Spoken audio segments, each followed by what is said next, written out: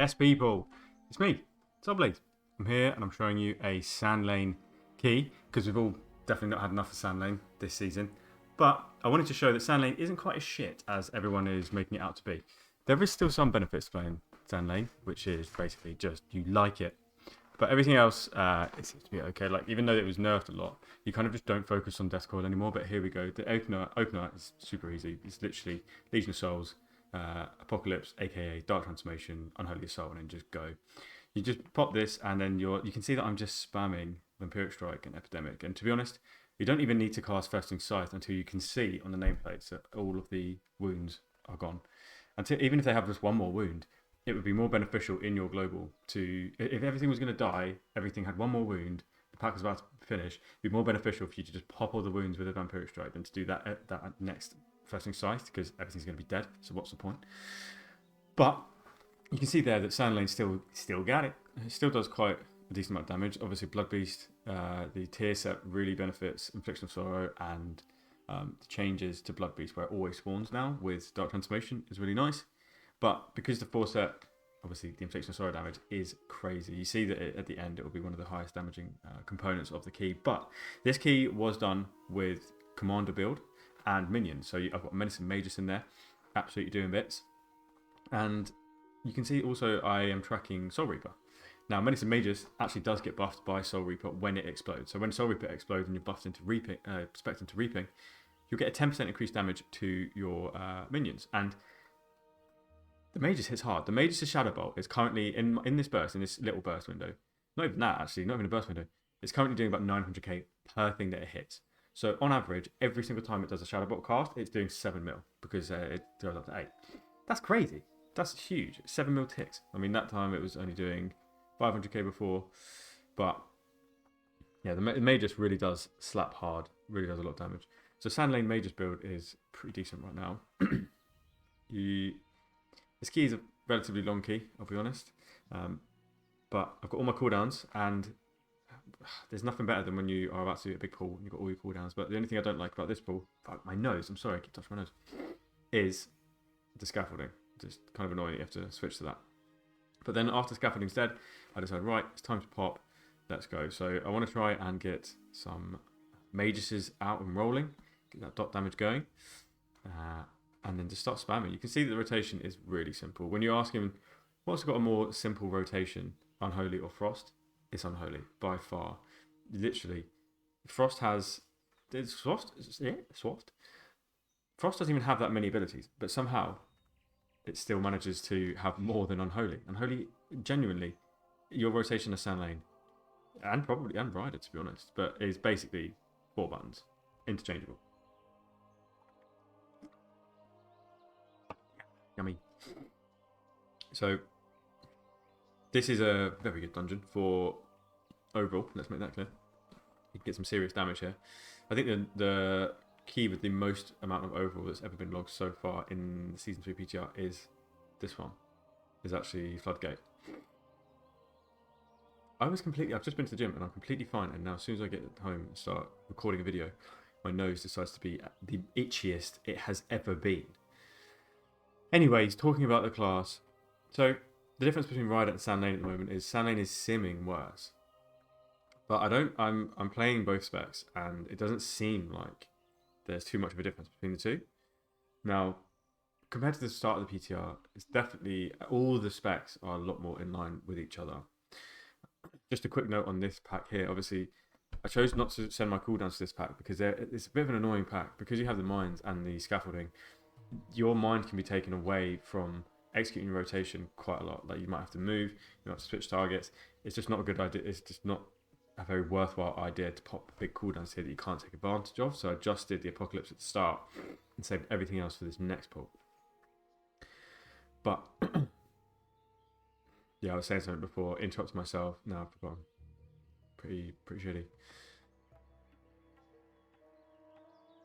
Okay, so we're going to go into this pull. We've got everything, all of our cooldowns, really horny. My 7 stack of essence was about to drop, and I had paid attention to that and made sure that I was doing a Vampiric Strike as quick as possible. As soon as I get to a nice position, Festering Scythe everything so that everything's got wounds. Again, got another Scythe. I can tell that like things are starting to run out, so that's fine to start using Scythe. Scythe doesn't do a lot of damage, so there's not really much point using Scythe unless you know for a fact that the wounds will be put to good use. Otherwise, it's kind of it's not just a wasted global, but just a global that could be better optimized to something else.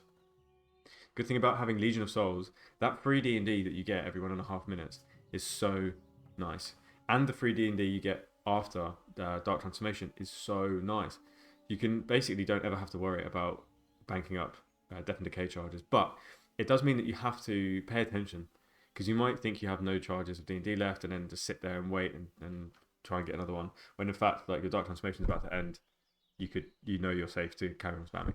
So now we have 2 target cleave. So this is quite important, because 2 target cleave of Sandlane is actually quite decent. Now this doesn't show it very well because I don't have my 1.5 minutes. I've just got Dark Transformation, so I can't really execute it as well as I'd like. But you will see later on, as soon as the other cooldowns do come back, we are pumping.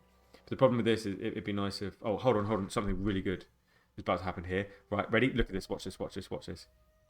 Bowling God. He gets them both. Obli never fails. Anyway, 2 target cleave. You're not the deathcore powerhouse that you used to be. Oh, look at this as well. I think not. I saw that there was no bombs. AMS that shit. Don't you worry about it. Anyway, yes. So now you can see we're not really doing too well in the 2 target cleave department because we haven't been able to actually do like a full burst yet. But now is finally our time to do a full burst. Now, annoyingly, the DPS would have looked a lot better if I could have done a 1.5 minute at the start. This would be my 45 seconds, and then a 1.5 minute at the end instead of the next 45 seconds. That would have obviously really shone the 2 target cleave from Sandlane. But also this fight towards the end does get a little bit spicy and difficult to continue your rotation, keep up your stacks and things like that with Sandlane. Now, a benefit to Ryder is you don't have to worry about something like this. And again, he fucking AMSs it again. Get fucked. PvP God X. Anyway, with Ryder, there is basically nothing to upkeep. You have Death Rot, but honestly, look, you can see Death Rot is just not keeping itself up very much anyway. So it's not really that big of an issue. Now, I should be Soul Reaping here. There you go, there I am. And that is, yeah, so the mage on 2 target cleave still does a lot of damage. Think about if you could have something passively doing 1 million damage to both of your targets all the time, and then a bit more with the Frostbolt. That's good. Oh no, the Frostbolt's doing 380k, sorry. You want that. So you want that pet damage. Excuse me. Now I've gone Crit Flask here, because the way that Unholy is now, including Sandlane, you want basically a mixture of all stats. Once you get to 21k haste and 21k mastery, you now want to put everything into crit. It's going to be difficult for you to get 21k crit, but that's kind of the way that it's going. So haste mastery as normal, and then crit afterwards. So right now in this key, my stats are 22 or 23k when you scale, because I'm scaled up to 723 right now. So it's like 23k crit, like 20k mastery, something like that. Maybe like 20, just shy of 21k. And then I had like 14k crit with the flask on, which makes sense, because if I then put a flask on haste or mastery, I would go over and it wouldn't be worth it. And the same with Alchemical Chaos. The Alchemical Chaos, I can't really take advantage of the haste and mastery because I'm now at the soft cap. So it just makes sense just to put the crit flask on. Also, it's not like a raid encounter where your potions like matter because you have a potion at the start, potion at the end. You are constantly potioning throughout the entire thing, so it doesn't really like do this dip where like lots of DPS, not a lot of DPS, lots of DPS, which brings your DPS higher. In a dungeon, it's constantly like that, which just keeps it level. So you don't really care too much about having an Alchemical Chaos kit. Also, if you get versatility during like a big pull and you die because you didn't do enough damage, then it's your fault. Anyway, big pull here. This is one of the horniest pulls of the dungeon. You can see that looking at like 30 mil dips. I should really be doing Soul Reaper, but I'm not too sure what's going to live and what's going to die, because you only get the benefit, obviously, if it lives. So I don't do it at all. But you're looking to, in terms of target count between switching between Epidemic and Deathcrawl as well. For me personally, if I run Death Rot, I actually like to Epidemic at 3 targets because it keeps up my Death Rot stacks. And I know I will not tab target through and Deathcore everything in order to keep those stacks. So for me, if the DPS is neutral, but you get the added benefit of keeping your Death Rot That's a DPS increase. I'm going to keep that. Even with the nerfs, Death Claw still hits alright. You're looking at like about 1 million. That's not bad. Like 1 million crit. 1 million crit? That's alright. Yeah, you know, obliterate. I'll tell you that. So at this point, by the way, tank goes for a piss. So I was thinking to myself, I'm not going to do my cooldowns because I don't know what the tank is going to pull next. Turns out the tank's going to pull himself off. But yeah, so this actually worked out quite nice because now I have all my cooldowns ready for this pull. I wish more tanks would do this actually. I wish I'd have more cooldowns for more pulls. But I like this. This is another very horny pull, I suppose, because you can get all these guys which do basically nothing. It's literally just tank damage. Yeah, why not? To have everything here. But I do need to stack up my essence buff, so I will focus on doing that very, very quickly, or as quick as I can.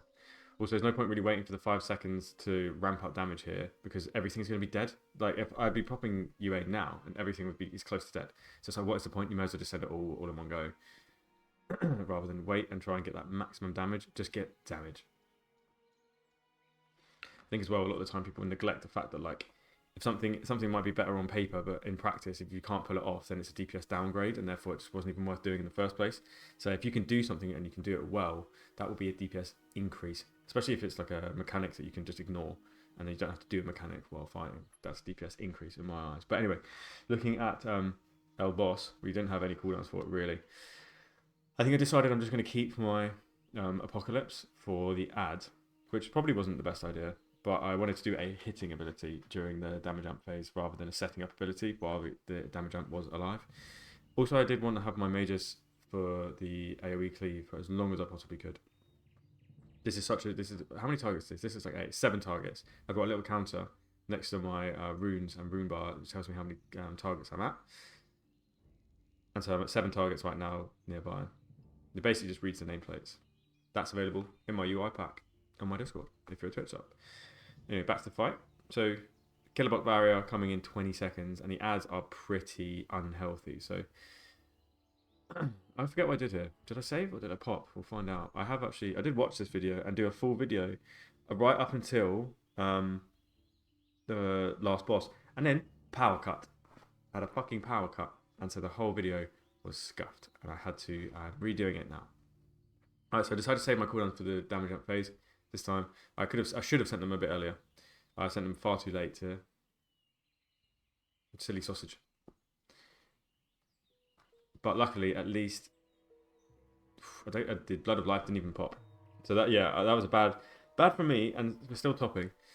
I could have done that a lot better. Maybe we'd be at like 15 mil if I'd have done that properly. But we had a very good start to the pool.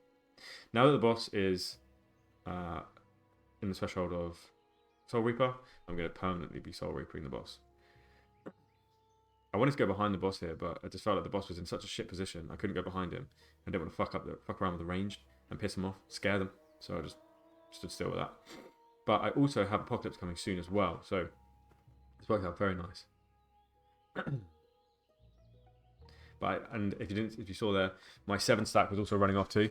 So that couldn't have come at a better time. I physically couldn't have held that Apocalypse really. I had to send it then and there. Oh, that guy's dead. But every time, it's hard to get into the habit of pressing Soul Reaper now during your Empower, during your thingy windows. Because you never did that before. Because Soul Reaper and Vampiric Strike would do the same amount of damage as Soul Reaper, but with Infliction of Sorrow attached to it, whereas Soul Reaper just did Soul Reaper. But now Soul Reaper has a 10%, you want to make sure that that's constantly rolling that 10% damage increase. But it lasts exactly the same amount of time that the cooldown of Soul Reaper is. So you can permanently have 10% pet damage if you wanted to, if you do that. Which I think is actually really good, because Soul Reaper was not seeing enough change. Now they need to add something like this for Frost, where killer machines do Frost damage increase by 10% in execute phase. I think if they changed it, where Soul Reaper increased your shadow damage by 10%, and then when you're in Frost, it's Frost damage by 10%. When you're in Blood, it stays at shadow damage or something like that. Or reduces your damage taken by 10%, something like that. That would mean that you would permanently be using Soul Reaper, and it would actually be good. Do you know what I mean? You'd actually find a use for it. Okay, so we're going to head up the ramp here. The focus on this pool is obviously the demolition list. I want to keep that CC'd so that we can just burst. I've got 12 stacks of Festering Strike. Did you see that my 11 stack was about to run off? So I quickly went to the guy, did a Festering Strike and popped it so that I could keep my 12 stack, or well, increase my Festering size to 12 and get one off. Even though I didn't really need one because I was bursting anyway, I just felt like it would be good just in case. Alright, I have to restack everything up now. And give it a little, it's always worth giving a little blinding sleep for that reload. But everything's dying super quickly. We're staying on par with a fucking Hunter. And he's good, and you know he's good as well because he's Asian. I'm Asian, I can say that. So that's not, don't get weird. Anyway, I didn't press Soul Reaper at all this pool, but it's still kind of testing. When I was doing this, I was kind of still testing it a little bit. I think now after, this was maybe recorded a couple of days ago. Now that I'm here and the patch is going live today for you Americans actually. I would suggest Soul Reaping. Anything that you know will survive Soul Reaper for a long time, you should do it. When I show the damage at the end, you'll see what I mean and how I feel like it's worth it.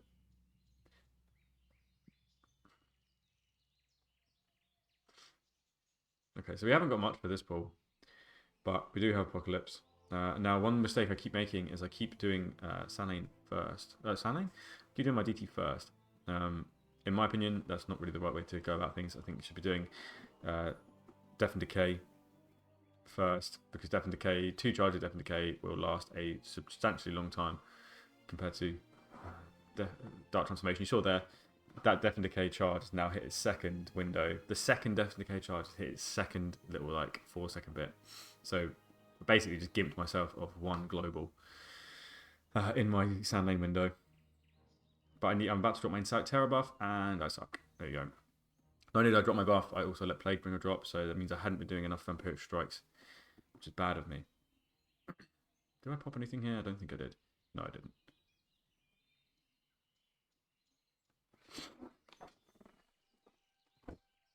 This group, I've been playing, I did keys with this group all of that day. I think it was Saturday. They slammed. Or was it Sunday? Maybe it was Sunday. And they were big pumpers. And we didn't wipe. Like, we didn't fail a single key, which was so nice. Because the PTR had been a struggle for a long time. Anybody that watches my streams knows how difficult it can be to actually just get a group and just complete a key. Alright, so nicely, this guy is going to bring these divers to the boss. That's really nice. I've got all my cooldowns. I'm half mast right now, maybe even full mast because of this. But this means that I can keep my Festamite stacks up substantially longer, or a substantially higher amount, should I say. So here we go. Nice. Now, main target the boss because I want these ads to survive for as long as possible. Now, because of the nature of burst windows, I'm going to have this 20 stack for a while. But you see here, it's not actually... Oh, no. It's kind of giving me some. It was being a bit buggy just then, where like I was popping some wounds and it didn't actually give me some. But now, it's going to just drop loads, a ton, all the way back down. And because you don't really pop a lot of wounds outside of your AoE burst, my Festamite is back to 0, and that's sad. So now, obviously, our AoE is really nice because you get that 40% additional strength. And strength is nuts. We have a small window, but we don't have any. We have a small dark transformation window, but we don't have any ads to take advantage of. So we just have to do a normal window. But look at the damage. We are pumping right now. Marksmanship Hunter is probably thinking, how the hell is this guy keeping up with me? Because he watches Obligates, obviously. Moving on as quick as physically possible. I love the Outbreak. I love the free Outbreak. They're so good. The fact that you can cast Outbreak for free when you cast Infliction of Sorrow, and you know it will shoot out a Death Coil as well at the same time. And if you have Sudden Doom, it will consume that Sudden Doom, which is not that good because you like Sudden Doom because it costs slightly less. So if you could, you would prefer it to be put onto you prefer that buff to be used on like a regular one, and then you cast yourself Sudden Doom afterwards. But regular Death Coil is what I'm trying to say. So now we're in execute phase. I want to get Soul Reaper on target as much as possible. and get hit by as much as possible as well, just to freak the healer out. But if I'd have known that the tank was going to pull these crabs, I probably would have just held on to my cooldowns for just a little bit, because it would have been nice to have a Magus for the crabs, b the wound generation for my Festamite, and c to look good on the meters. But to be fair, I am going to get my cooldowns back very, very soon, right now. And now I will be able to do exactly what I was thinking. However, my Death and Decay is starting to run out. I'm only going to get this 4-second window. Should be able to put another one down straight afterwards if I don't die. And I do. So we have slightly more Festamite stacks than we had when we were just doing like single target. Nowhere near 20, but it is what it is. Now, the Marksmanship Hunter is absolutely creaming at the fact that we now had 3 targets. I know that for a fact. Good for him. Silly. I'd like to see MM nerfed again, and I would not be sorry. Why do I want them nerfed, you might ask? I just have a lot of hatred towards hunters apart from the 2 that are in my guild. And unhalted GB. Right, coming into this pool, I've got every single cooldown. I feel like Max Verstappen, except I'm not ginger and I can't drive. Let's get it. AMS here as well, because I want to make sure that I don't get that fucking stun debuff or anything like that. So I can just go, I can just do my burst and just slam, basically. Uninterrupted slam.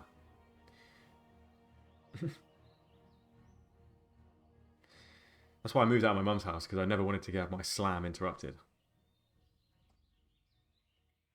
Fuck off, mate. What? DPS is Sandlane. So, I accidentally pulled this guy. This is where, in my last, I did this the last time, so, I'm now watching this again for the first time. So, we had some pretty decent pop there. I wonder how decent it would have been. You see, I'm shaking the camera because I'm angry that I got stunned. I wonder how much pop that would have been if it was if we were maybe Ryder Clawing Shadows. I fucking love the Ryder Clawing Shadows build. It's just as brain dead as Sandlane, actually. You kind of ignore wounds again, still, to an extent, with the Ryder, especially if you have a Trollbane up. If Trollbane's putting shit on the target, then you just want to pop that as soon as possible so that you can pop it again as soon as possible, because obviously he won't do another one until you pop the last one. So the key aim of the game there is just to pop that as soon as possible. Much like Frost, where if you can attach a killing machine to it, you should, but you shouldn't do it. You shouldn't be waiting so long to do that you just override Trollbane stats, because Trollbane, when you pop Trollbane, it's roughly like 1 million. Like, it can't even be more, like 1.5 million. I think I peaked like 2 million just popping a Trollbane before on just the Trollbane pop, which essentially is you converting a killing machine to you converting a Obliterate to a killing machine, because when you consume Obliterate as a normal spell, it's like 250k, and then when you consume it as a killing machine, it's like 2 mil. That was a pretty decent pool as well.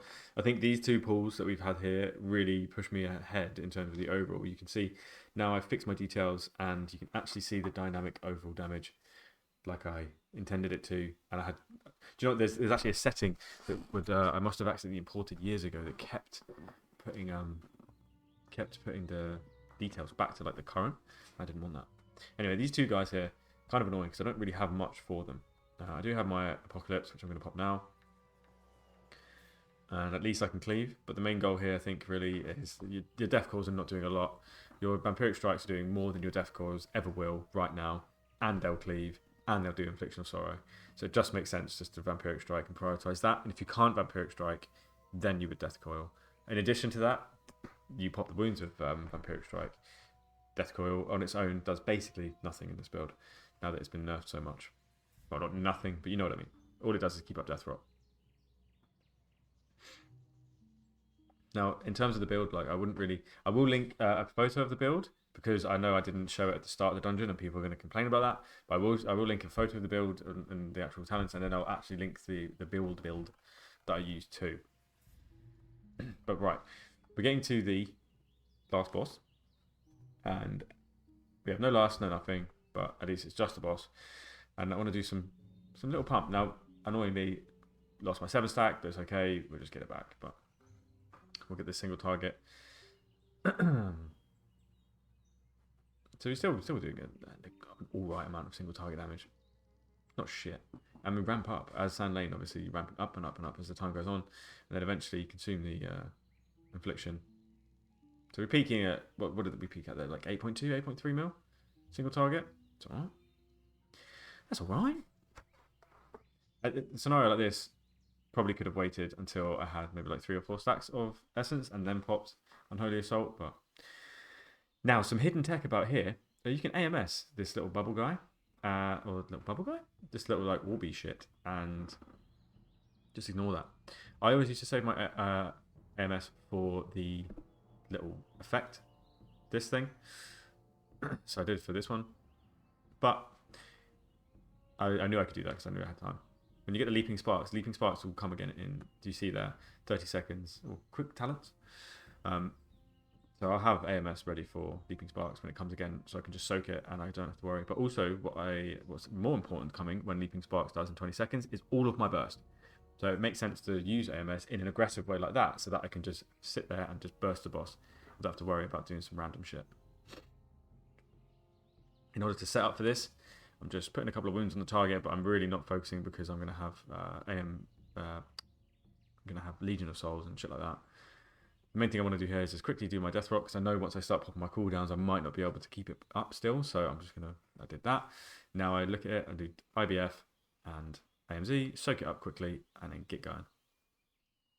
Now, annoyingly, the tank ran the guy away from me.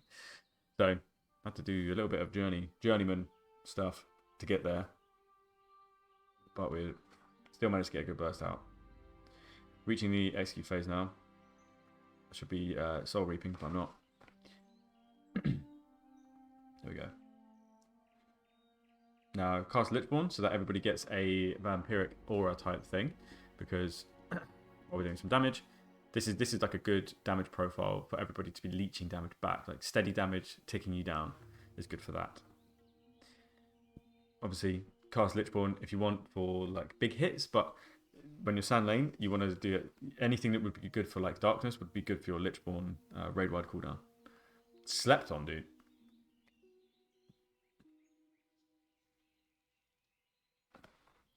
So you have that warrior doing all right there, but I feel like warrior execute and unholy execute is so on par. If not, unholy is better. Genuinely. Where are you going? This annoyed me. There's no way that was my fault.